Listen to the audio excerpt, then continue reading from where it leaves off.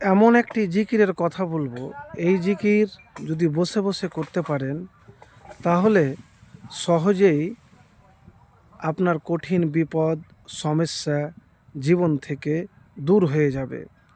আর এই জিকিরের ব্যাপারে রসুল্লাহ সাল্লাল্লাহু আলাইহি ওয়াসাল্লাম বলেছেন যে এক সাহাবী আবু মুসা আশআরী রাদিয়াল্লাহু তাআলা আনহুকে যে আমাকে একবার রসুল্লাহ সাল্লাল্লাহু আলাইহি সাল্লাম বললেন, তোমাকে জান্নাতের অন্যতম ধন ভাণ্ডারের কথা কি বলে দেব?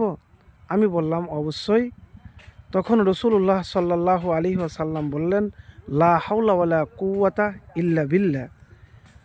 বুখারী শরীফ 2992 নম্বর। আবু জার রাদিয়াল্লাহু তাআলা আনহু বলেন, তিনি বর্ণনা করেন যে রসুল্লাহ সাল্লাল্লাহু আলাইহি সাল্লাম আমাকে একবার বললেন, আমি কি তোমাকে জান্নাতের গুপ্তধনগুলির একটি সন্ধান দিব না? আমি বললাম, হ্যাঁ ইয়া রসুল্লাহ সাল্লাল্লাহু আলাইহি সাল্লাম। তিনি বললেন, লা হাওলা ওয়ালা কুওয়াতা ইল্লা বিল্লাহ। আহমদে মুসনাদ হাদিস নাম্বার 20,829 নম্বর হাদিস। প্রিয় ভাইরা আমার, এইরকম অনেক হাদিস রয়েছে। আরেকটি হাদিসে আল্লাহ রসুল সাল্লাল্লাহু আলাইহি ওয়াসাল্লাম বলেন, কাইস ইবনু সাদ ইবনু ওবায়দা রাদিয়াল্লাহু তাআলা থেকে বর্ণিত, তিনি বলেন, আমি নামাজরত থাকা অবস্থায় নবী করিম সাল্লাল্লাহু আলাইহি সাল্লাম আমার কাছ দিয়ে গমন করলেন। তখন তিনি নিজের পা দিয়ে আমাকে আঘাত ইশারা করে বললেন, আমি কি তোমাকে জান্নাতের দরজাগুলোর একটি দরজা সম্পর্কে জানাবো না? আমি বললাম হ্যাঁ। তখন বললেন রসুল্লাহ সাল্লাল্লাহু আলাইহি সাল্লাম যে লা হাওলা ওয়ালা কুওয়াতা ইল্লা বিল্লাহ। এর অর্থ হলো আল্লাহ ব্যতীত অনিষ্ট দূর করার এবং কল্যাণ লাভের কোনো শক্তি কারো নেই। তিরমিজি শরীফ হাদিস নাম্বার 3581 নম্বর। তো প্রিয় ভাই আমার, আরেকটি হাদিসে আছে সাগরের ফেনা পরিমাণ গুনহা মাফ হয়। আবদুল্লাহ ইবনে আমর রাদিয়াল্লাহু তাআলা বর্ণনা করেন যে রসুল্লাহ সাল্লাল্লাহু আলাইহি সাল্লাম বলেছেন, পৃথিবীর বুকে যে ব্যক্তি বলে লা ইলাহা ইল্লাল্লাহু আল্লাহু আকবার ওয়ালা হাওলা ওয়ালা কুওয়াতা ইল্লা বিল্লাহ, তার অপরাধগুলো ক্ষমা করে দেওয়া হয়, যদিও তা সাগরের ফেনার রাশির মতো বেশি পরিমাণে হয়। তিরমিজি শরীফ 3460 নম্বর হাদিস। তো প্রিয় ভাই আমার, এই লা হাওলা ওয়ালা কুওয়াতা ইল্লা বিল্লাহ পাঠ করতে গেলে পরকালে জান্নাত নসিব হবে।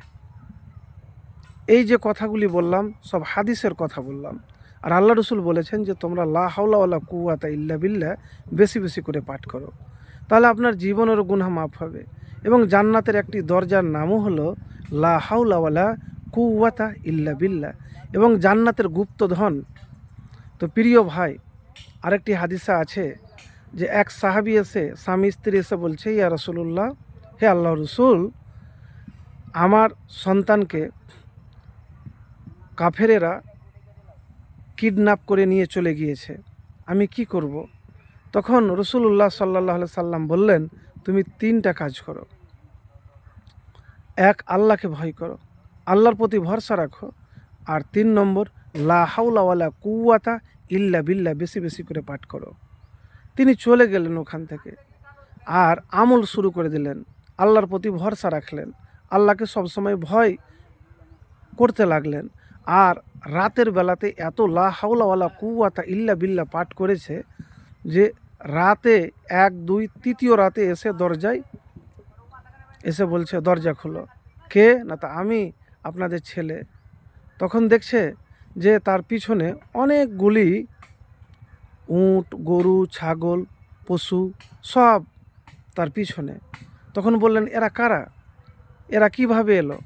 তখন সেই সাহাবীর ছেলে বলল যে আমি আসছিলাম, আমার পিছনে পিছনে এইগুলিও চলে আসতে লাগলো।